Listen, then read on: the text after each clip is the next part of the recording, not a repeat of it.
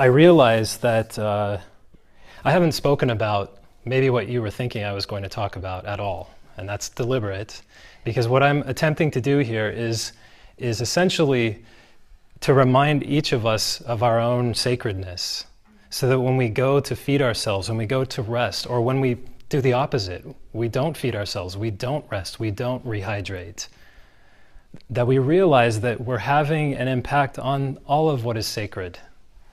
We need to feed it, we need to nourish it, we need to love it, to cherish it. And I'm more than happy to speak more in detail about some of those things. It's just too individual to break it down in a large group. It's very individual. But what I'll say, I'm just going to close with a couple of things here. One is the question that is somewhere along the lines of, by what signs do we know nourishment? And I actually want to open this up to the group a little bit.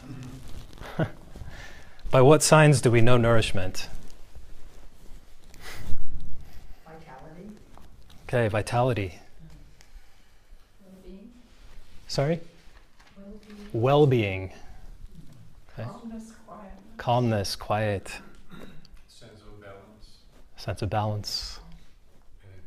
Energy. Relationship. Mm. Completion. Completion. Heart opening. Okay, now I may have, I hope this isn't too soon, but is anyone else noticing what else this sounds like? What was just described? Qualities of self. Well, yeah, when else do we use words like this? Gatherings like this. We're talking about the same thing. And one of the words that Elias often brings up is ease. Ease. When we are feeling a sense of ease, that is a sign that we're being nourished. And you can feel this in your body. It's not only a spiritual experience.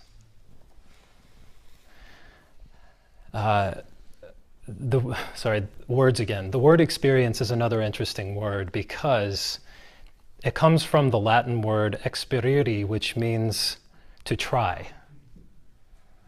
So to have experience, to become an expert, requires trying. In the sense, I take it in the sense of not quitting. You continue to stay the course. You continue to move forward. You continue to be committed, even when you don't know the outcome. And that, to me, is the precursor of faith. So that's another ingredient that we need in our nourishment journey, is faith. And that, to me, includes this physical form, as we call it. Faith that it can take us where we need to go. And again, another Japanese proverb that I personally have very much repeated to myself over the years. It comes from Bodhidharma. And Bodhidharma is often represented in Japanese culture as this little blocky figure with big bushy eyebrows and giant eyes and a beard. He looks ferocious. And the story of Bodhidharma is that he's actually the one credited with coming from India to China to Japan to bring Buddhism. And his personal journey involved him falling asleep every time he meditated. And so the folk tradition is that he was so frustrated that he fell asleep every time he meditated that he cut off his eyelids.